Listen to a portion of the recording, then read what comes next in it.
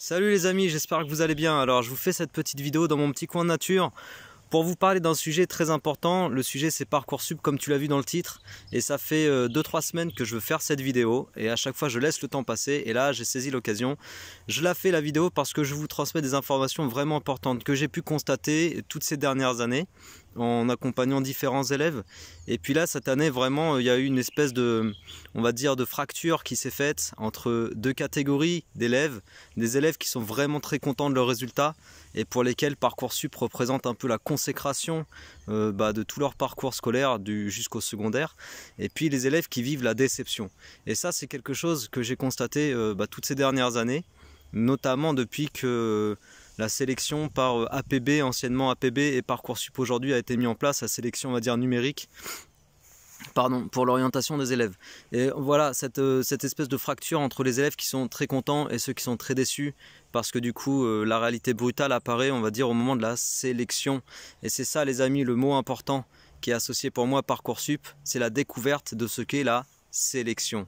Tu vois, la sélection dans le milieu scolaire, on la rencontre pas tellement finalement quand on suit des études, on va dire, que ce soit générales ou orientées technologie ou bien professionnelle. La sélection, tant que tu es en études, tu la rencontres pas. Et tu vas la découvrir à partir du moment où tu vas avoir un entonnoir où un certain nombre d'élèves, mettons 1000 élèves pour prendre un nombre rond comme ça, se présentent devant une formation qui ne peut accepter que 200 élèves par exemple. Et là, la sélection effectivement a lieu, parce que sur les 1000, il n'y en aura que 200 qui seront pris. Et ça, on le découvre effectivement dans les études supérieures. Donc, comme je le dis dans le titre, en fait, il y a deux catégories, on va dire, d'état d'esprit. Tu connais la fable de la cigale et de la fourmi, je suis sûr que tu l'as appris quand tu étais enfant, en primaire peut-être, ou que tu l'as au moins lu une fois. Mais c'est ça, c'est les deux catégories, on va dire, les deux états d'esprit. Alors on n'est pas obligé d'être purement cigale ou purement fourmi, mais c'est vraiment les choses que j'ai pu constater dans les différents états d'esprit d'élèves. Tu as ceux qui se projettent beaucoup, et puis aujourd'hui avec cette chaîne que j'anime là sur YouTube depuis plusieurs mois, je constate vraiment qu'il y a des élèves même en seconde qui se projettent déjà en post-bac. Alors certains trouvent ça extrême, moi je ne fais pas partie de ceux qui trouvent ça extrême, mais voilà, c'est pour dire, tu as ceux qui se projettent beaucoup dans le futur et qui directement commencent à anticiper, on va dire 2-3 ans avant la sélection. Et puis tu as ceux qui laissent courir les choses et qui révisent toujours la veille pour le lendemain. Tu vois, cette espèce d'état d'esprit où finalement on est vraiment au jour le jour dans notre réflexion sur la progression de notre niveau. Et puis quand on est dans cet état d'esprit, ce qui arrive, c'est que tu n'as pas anticipé le jeu de la sélection. Tu t'es contenté d'avoir un niveau qui était juste passable d'année en année, de contrôle en contrôle, de mois en mois, de trimestre en trimestre. Sauf que ce niveau passable, à un moment donné, il n'est pas suffisant. Et ça, tu le découvres effectivement quand tu as une liste d'attente. Quand tu es sur une liste d'attente au moment des résultats Parcoursup et que devant toi, tu as 2000 élèves, 1000 élèves, 500 élèves. C'est déjà beaucoup, tu vois, c'est déjà énorme. Et voilà, c'est vraiment... donc cette vidéo, à quoi elle sert en fait? Parce que là, tu m'écoutes, tu dis, ok, qu'est-ce qu'il veut dire?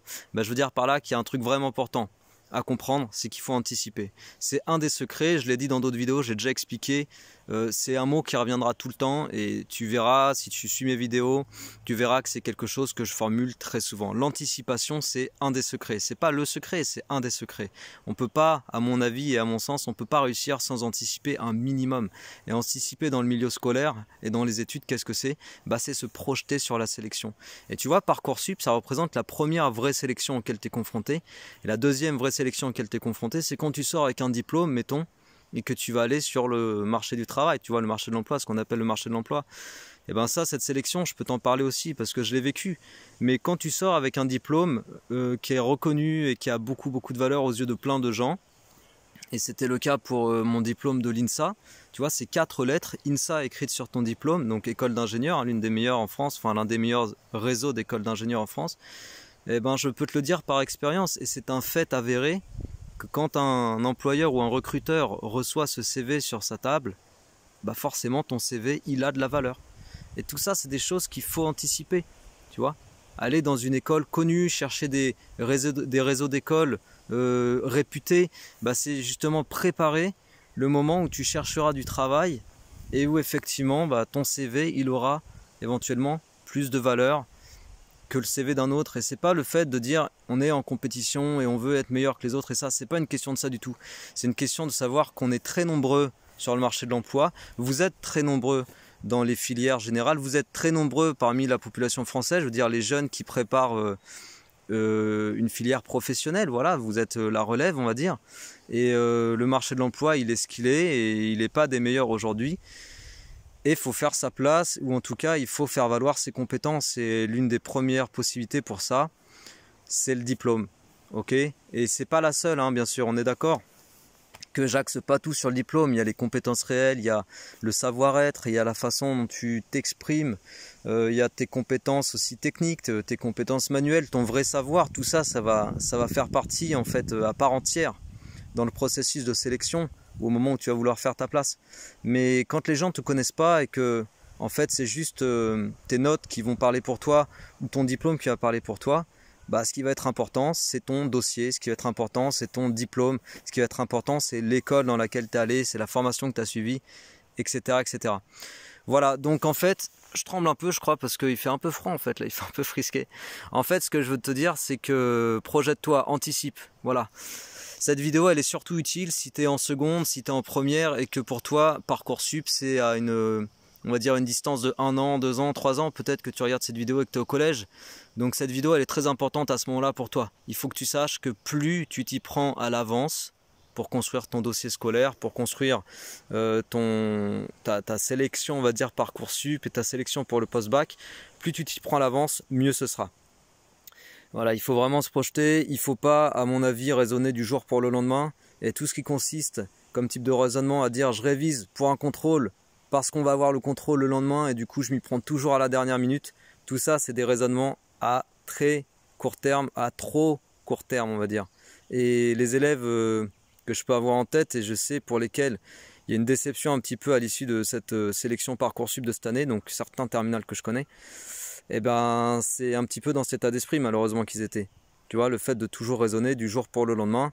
Et puis effectivement, quand vient Parcoursup, quand vient les résultats, et ben tu te retrouves avec 2000 personnes devant toi, tu vois. Et pour reprendre les propos d'un de mes élèves qui lui pourtant il fait pas du tout partie des moins bons et je pense qu'il se reconnaîtra en regardant cette vidéo. C'est un bon élément, il a un super bon raisonnement scientifique. C'est vraiment un élève qui clairement peut prétendre à des études scientifiques, lui c'est ça qui l'intéresse.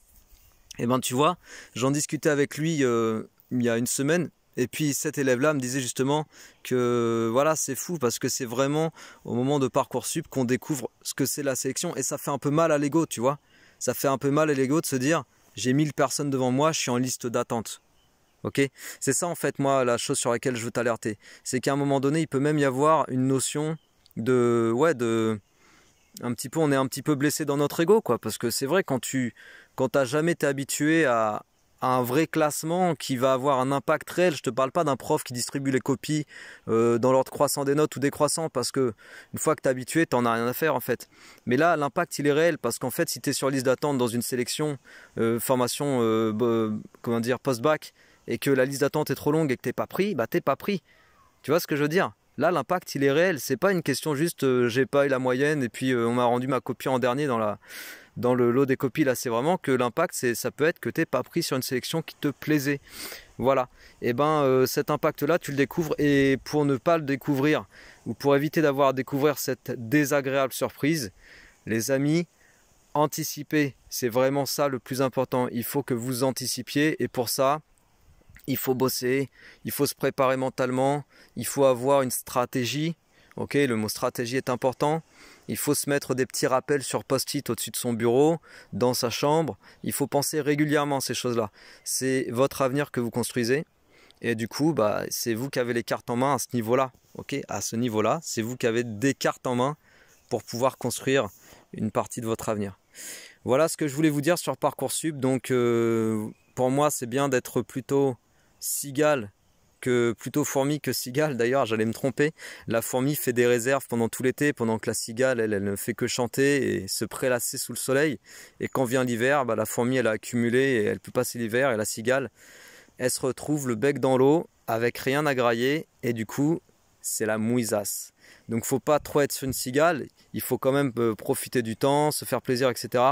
Mais il faut être comme la fourmi, anticiper, se projeter, etc. Donc un mélange des deux, c'est vraiment pas mal du tout. Mais ne soyez pas que des cigales, c'est pas bon du tout. Et en général, ce qui se passe, c'est qu'au bout du chemin, il y a une déception parce que vous ne pourrez pas faire ce que vous avez envie de faire. Voilà les amis, ce que je voulais vous dire.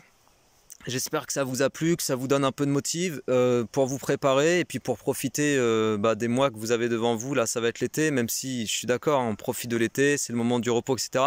Mais cette année est une année particulière où vous avez eu un peu de temps libre, entre guillemets, temps libre au sens où c'était pas la course avec les rythmes scolaires. Donc essayez de mettre un petit peu à profit les mois d'été pour vous avancer sur les programmes, tout ce dont j'ai déjà parlé dans d'autres vidéos. Voilà, si cette vidéo t'a plu, abonne-toi bien sûr, partage-la autour de toi si tu penses qu'elle peut être utile. Encore une fois, c'est des messages que tout le monde n'a pas forcément l'habitude d'entendre. Et c'est pour ça aussi que je fais ce genre de vidéos, c'est pour que ce genre de choses soient dites et que vous, les élèves, vous puissiez les entendre, parce que je sais que tout le monde n'a pas forcément autour de lui, dans son entourage, des gens qui expliquent ces choses-là. Donc voilà, si tu trouves que cette vidéo peut être utile, n'hésite pas à la partager autour de toi. Et si tu as besoin d'un coach en maths, physique, bien sûr, et c'est pas pour ça non plus que je te fais cette vidéo, mais je sais que certains ont besoin d'être accompagnés, et ben n'hésite pas à regarder sur mon site ce que je te propose. Toutes les offres que je propose en termes d'accompagnement, ça va du petit truc léger à le gros accompagnement costaud qui est vraiment du gros coaching. Et si tu as besoin d'enseignement, n'hésite pas à me contacter par email, par Insta, etc. Je me ferai un plaisir de répondre à tes questions. Allez, je vous souhaite à tous une très très bonne fin de journée, soirée, tout ce que vous voulez, en fonction de l'heure à laquelle vous regardez cette vidéo. Et moi, je vais passer une bonne soirée dans mon coin de nature, comme d'habitude. Et je vous dis à très bientôt. Ciao les amis.